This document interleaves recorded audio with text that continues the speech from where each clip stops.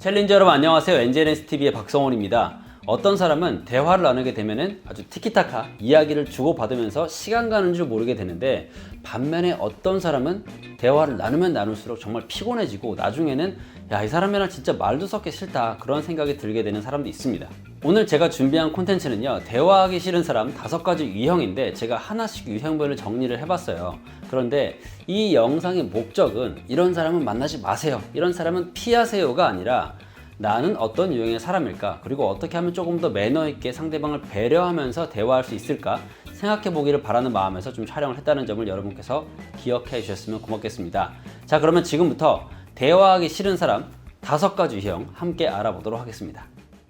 그리고 엔지니스 아카데미 온라인 클래스를 오픈했거든요. 자세한 내용은 여기 아래 링크에서 확인해 보시면 됩니다.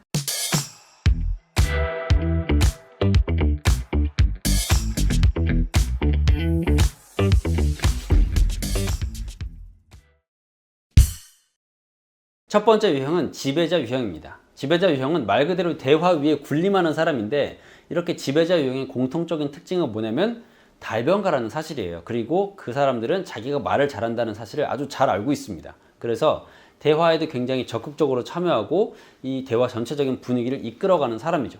하지만 아무리 달변가라고 하더라도 이 대화를 일방적으로 이끌어 나가는 것은 좋은 게 아니에요. 왜냐하면 대화라는 것은 말 그대로 서로 말을 주고받는 것이기 때문에 그렇습니다. 그리고 진정한 실력자는요, 말을 많이 할 필요도 없어요.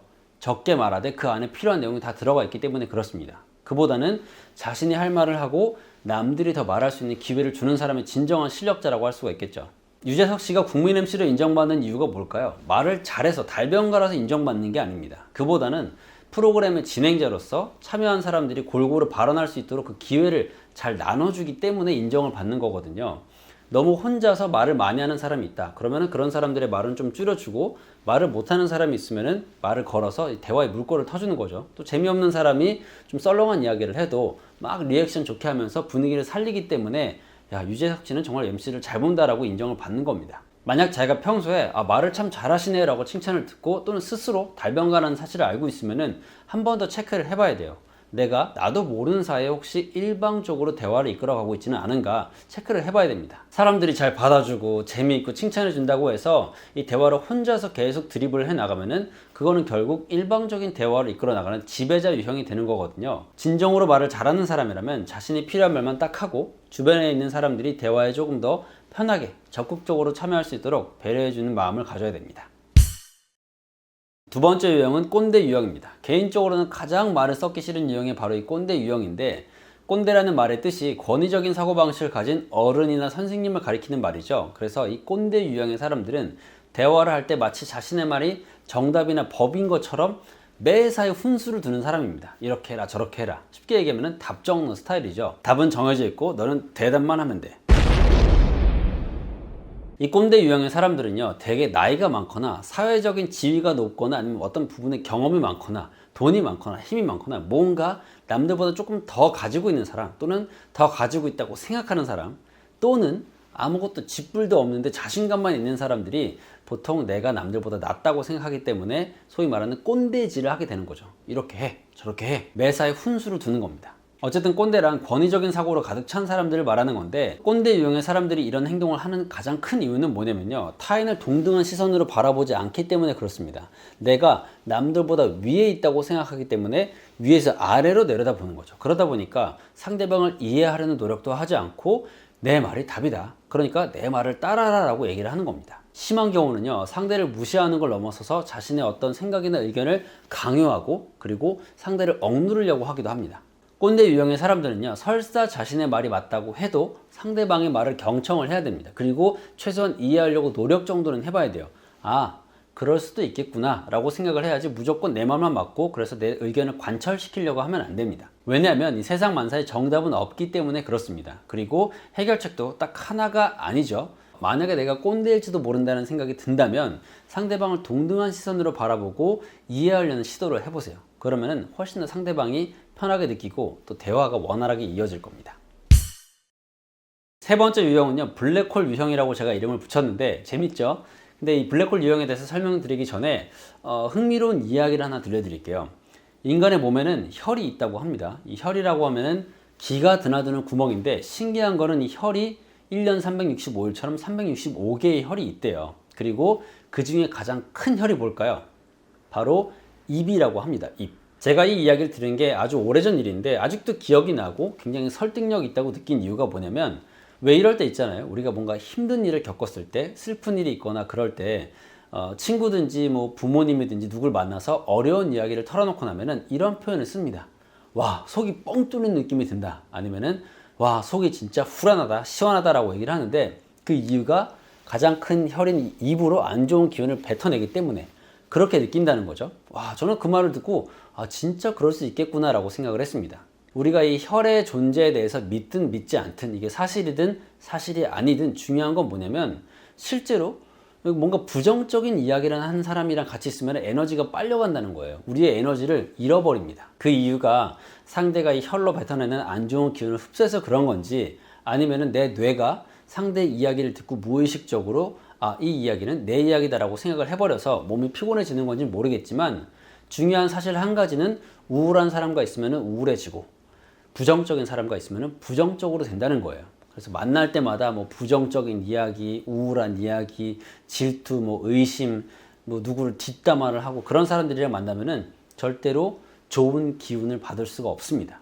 여러분, 이 말은 힘들 때 무조건 참아라, 부정적인 이야기는 하지도 말아라가 아니라, 최대한 어려움 속에서도 긍정적인 면을 바라볼 수 있어야 되고, 내가 할 수 없는 것 가지고 불평 불만을 늘어놓기보다는 내가 뭘 할 수 있을까라는 생각으로, 긍정적인 생각으로 전환을 하는 게 좋다는 거죠. 그러니까 누군가를 만났을 때 힘든 얘기 할 수 있죠. 하지만 꼭 마무리는 좋게 얘기해서 다시 한번 으쌰으쌰 해보자라는 그런 대화를 하면 더 좋겠다는 이야기였습니다. 네 번째 유형은 목석 유형입니다. 제가 강연을 하면서 가장 기분이 좋을 때가 언제냐면, 청중이 호응을 잘해줄 때입니다. 뭐 얘기를 했는데 박수도 쳐주고 대답도 잘해주고 하면은 저로서는, 연사로서는 정말 기분이 좋죠. 근데 반대로 가장 힘이 빠질 때는 언제일까요? 제가 무슨 말을 했는데 반응도 없고 졸고 있고 그런 식으로 리액션이 없으면은 굉장히 힘이 안 납니다. 그래서 대화하는 데 있어서도 상대방이 반응이 없으면요, 정말로 대화하기가 힘들어져요. 왜 최고의 복수는 바로 무관심이다 라는 말도 있잖아요. 이 목석 유형의 사람들은요, 내가 대화를 할 때 있어서 리액션이 거의 없거나 있더라도 영혼이 1도 들어가 있지 않은 이런 식으로 반응하는 사람들이 바로 목석 유형의 사람들입니다. 이렇게 되면 말하는 사람으로서는 자신감이 점점 떨어질 수밖에 없어요. 말할 맛이 떨어지겠죠. 그리고 이런 생각이 들 겁니다.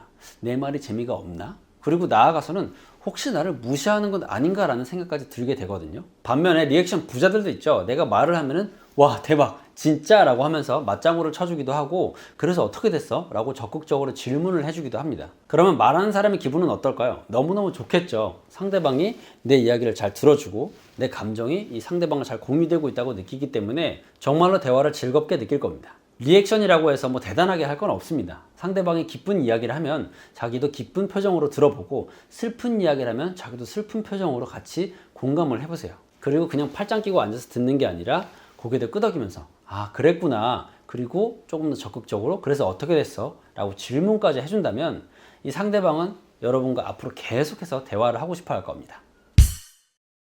자, 마지막 다섯 번째 유형은요, 아무거나 유형인데, 대표적인 게 이제 음식 먹으러 갔을 때 아무거나라고 하는 사람 있죠. 뭐 먹을래? 그러면은 아무거나라고, 메뉴에도 없는 메뉴를 시키는 사람들이 있는데, 좀 우스갯소리지만 메뉴판에 아무거나라고 쓰여 있으면은 그 메뉴를 고르는 사람이 가장 많지 않을까 생각을 합니다. 사장님, 아무거나 하나 주세요. 아무거나 유형의 사람은요, 뭘 물어봐도 대답이 명확하지 않고 두루뭉술합니다. 그리고 굉장히 우유부단하고요, 생각이나 의견이 불확실하죠. 쉽게 말해서 회색 인간이라고 할 수가 있는데, 검정색도 아니고 흰색도 아니고 그 중간에 다리를 걸쳐서 회색의 아주 불확실한 입장의 사람입니다. 그래서 이 아무거나 유형의 사람이랑 같이 있으면 선택도 내가 해야 되고 그에 따른 책임도 내가 져야 되기 때문에 굉장히 이 대화라든가 관계의 피로도가 올라가게 돼 있습니다. 그런데 가끔 보면은 이 아무거나 유형의 사람이 이거는 자기 나름의 어떤 상대방에 대한 배려, 존중이라고 이야기하는 경우가 있습니다. 자신의 의견을 내세우면 상대방이 부담을 느끼지 않을까라는 생각 때문에 그렇게 행동을 한다는 건데, 그거는 아니에요. 내가 어떤 가이드도 제공하지 않고 그냥 불특정 다수의 아무거나를 외친다면은 상대방이 느끼기에는 이거 한양에서 김서방 찾기 아니요? 라고 생각을 할 수가 있거든요. 그러니까 만약에 자기가 아무거나 유형에 해당이 된다면 다음부터는 자신의 의견을 한번 밝혀보세요. 생각에는 정답이 없고 내 의견을 밝힌다고 해서 상대방이 불편하게 느끼는 것도 아닙니다. 그런데 아무래도 결정장애가 와서 내가 뭐 하나 선택을 못하겠다 그런다면 하나의 카테고리라도 적어주는 게 좋습니다. 예를 들어서 음식을 뭘 먹을지 모르겠다 그러면 양식인지 중식인지 한식인지 이 정도만 정해줘도 상대방은 훨씬 더 대답하기가 편할 거예요. 한양에서 김서방을 찾는 것보다 한양의 종로 저작거리의 김서방을 찾는 게 조금 더 낫겠죠. 다음부터는 여러분의 생각을 조금 더 자신있게 상대방이 이야기해 보시기 바랍니다. 네, 오늘 준비한 내용 여기까지고요. 지금 엔진에스 아카데미에서는 온라인 클래스를 운영하고 있습니다. 첫 번째로 준비한 클래스는 자존감과 소통 능력을 동시에 키우는 자존감 커뮤니케이션인데요. 작년에 제가 오프라인에서 워크숍을 했던 내용에 조금 더 업그레이드를 해서 온라인 강좌를 개설을 했습니다. 앞으로 이 커뮤니케이션 스킬뿐만 아니라 자기 개발에 관련된 콘텐츠도 온라인 강좌로 하나하나씩 오픈을 할 테니까요. 아래에 남겨둔 링크 클릭하셔서 들어가 보시면 되겠습니다. 저는 그럼 또 다음 영상에서 우리 챌린저 여러분의 삶의 가치를 더하는 유익한 콘텐츠를 들고 찾아오겠습니다. 고맙습니다.